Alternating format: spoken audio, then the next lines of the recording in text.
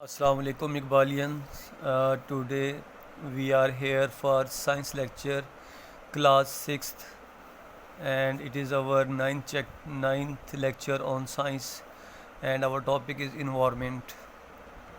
Environment, everything around an organism that affects its life is called its environment. हर वो चीज़ जो किसी भी जानदार के गिरदोनिवा में होती है और उसकी लाइफ पर असरअंदाज होती है, वो उसका इन्वायरमेंट कहलाता है। तो इस इन्वायरमेंट में दो किस्म के जो है अवामिल होते हैं या कंपोनेंट्स होते हैं। एक को हम बायोटिक जो है इन्वायरमेंट कंपोनेंट्स कहते हैं, और एक को हम जो है एबायोटिक कंपोनेंट्स कहते हैं। Components of the environment, biotic components, और इसी तरह जो है एबायोटिक कंपोनेंट्स।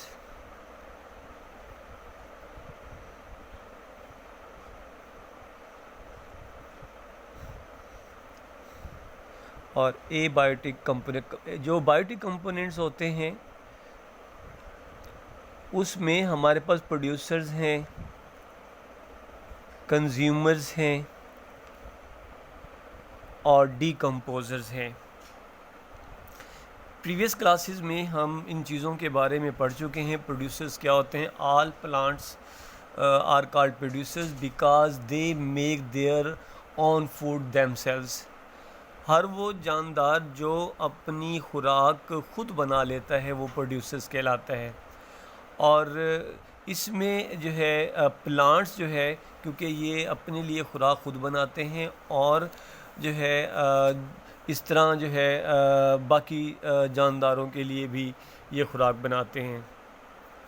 नंबर 2 पे कंज्यूमर्स है। Consumers all those organisms which depends upon on others organism for their food.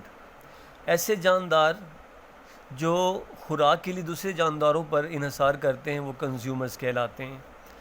अब कंज्यूमर्स की जो है जैसे प्राइमरी कंज्यूमर जो हर्ब्स वगैरह को खाएंगे वो प्राइमरी कंज्यूमर्स कहलाएंगे। उनको खाने वाले जो है वो सेकेंडरी कंज्यूमर्स कहलाएंगे, और सेकेंडरी कंज्यूमर्स को खाने वाले जो है वो टर्शियरी कंज्यूमर्स कहलाएंगे। अब इसकी टाइप्स जो है हम कंज्यूमर की अगर करना चाहें तो हर्बीवोर्स हैं। हर्बीवोर्स ऐसे जानदार होते हैं जो जो है अपनी खुराक के लिए जो है वो प्लांट्स पर या हर्ब शर्ब्स पर, जड़ी बूटियों पर जो है या घास फूस पर जो है डिपेंड करते हैं खुराक के लिए। उन्हें हम हर्बीवोर्स या हर्बीवोर्स का नाम देते हैं। नंबर 2 पे जो है कार्निवोर्स हैं। All those animal which eat flash of the others animals, जो है दूसरे हर्बीवोर जो हैं या एनिमल जो हैं उनका जो गोश्त वगैरह खाते हैं, डिपेंड करते हैं अपनी खुराक के लिए, तो ये जो है कार्निवोर्स या कार्निवोर्स का नाम देते हैं। तीसरे नंबर पर ओमनिवोर्स हैं या ओमनिवोर्स हैं। ये ऐसे जानदार होते हैं जो अपनी खुराक हासिल करने के लिए जो है हर्ब शर्ब्स को भी ये ईट कर लेते हैं, और इसी तरह जो है वो फ्लैश ऑफ अदर एनिमल्स भी खाते हैं।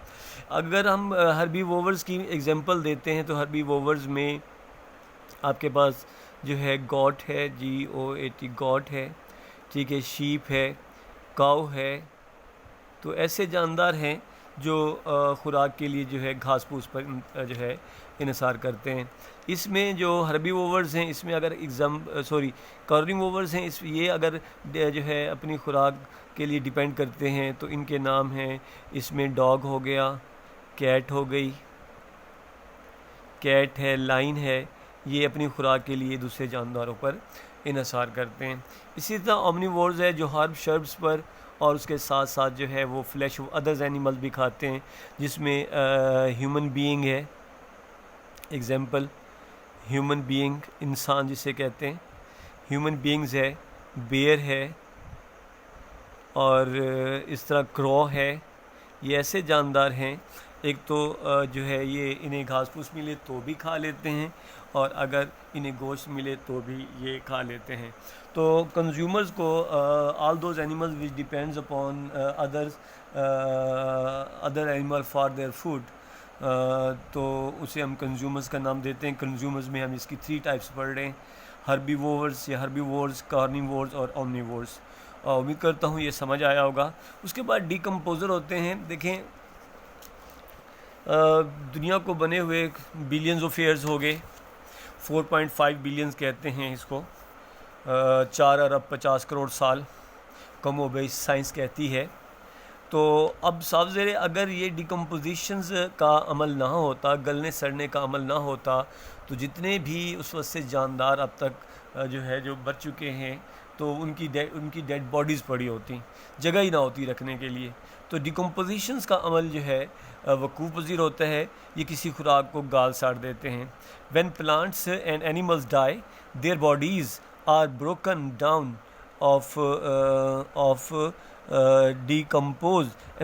broken down are decomposed by bacteria and fungi. Fungi और bacteria are decomposers, और इस तरह जो है वो जानदार जो है उसकी बॉडी को जो है गाल साड़ देते हैं और वो बॉडी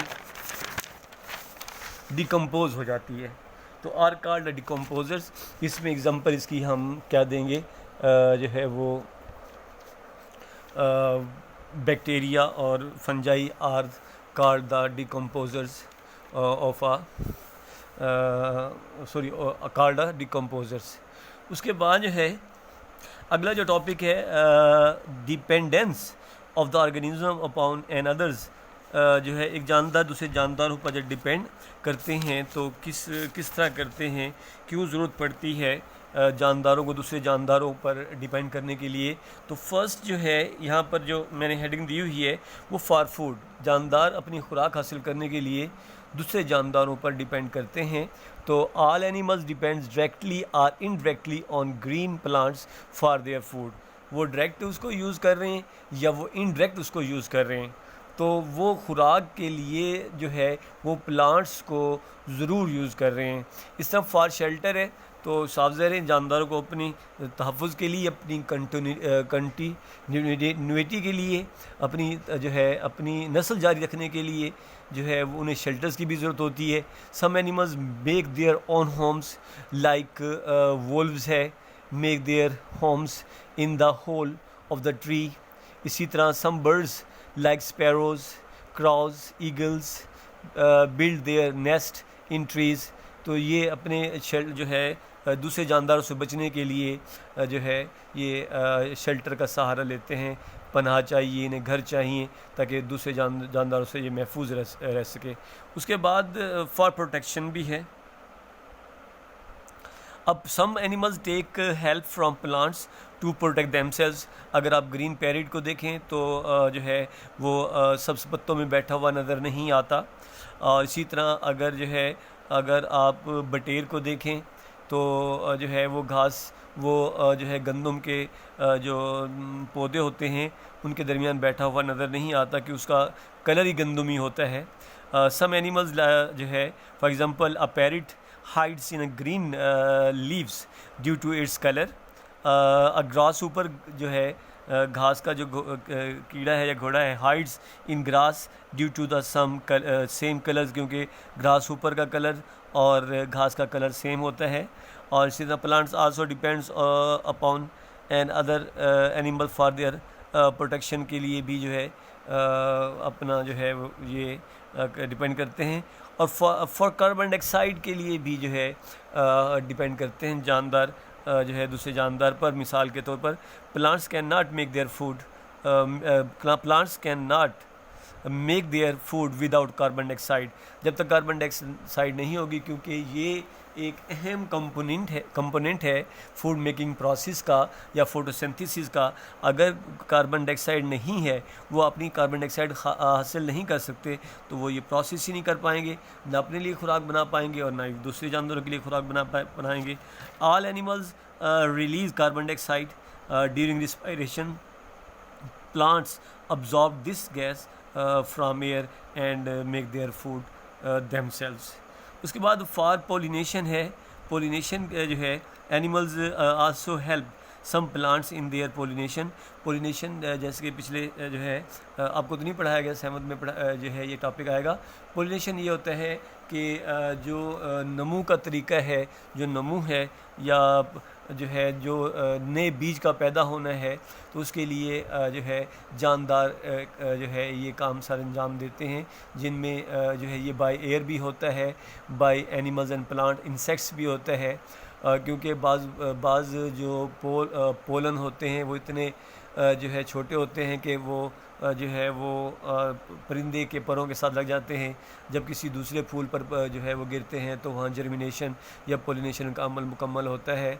और इसी तरह जो है बाज़ बीज ऐसे होते हैं जो गैर हज़म शुदा होते हैं, उन्हें जानवर बर्ड्स खा लेते हैं और जहाँ कहीं बीट करते हैं तो भी जो है वहाँ पर जो है ये उनकी जो है अगर जो है सूटेबल मौसम हो वहाँ पर, तो वेदर हो, तो वहाँ पर ये उगाते हैं। तो ये पोलिनेशन है। और जो है इसके बाद जो है आगे है पोलिनेशन हो गया। और अब मैं थोड़ा सा आपको होमवर्क देता हूँ कि आपने होमवर्क में क्या करना है। होमवर्क में व्हाट का जो है थोड़े से सवाल है। What are producers. पहला सवाल है व्हाट आर प्रोड्यूसर्स। अगला सवाल है व्हाट आर कंज्यूमर्स।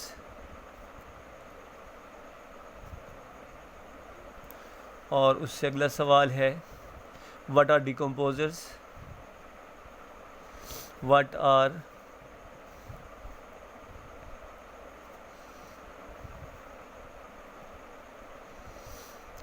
डिकम्पोजर्स। और उसके बाद जो है व्हाट इज़ इन्वायरमेंट।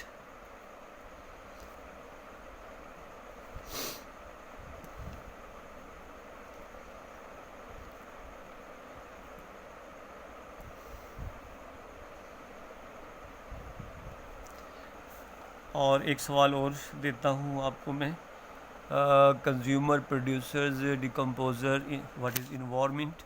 और उसके बाद है what are carnivores. What are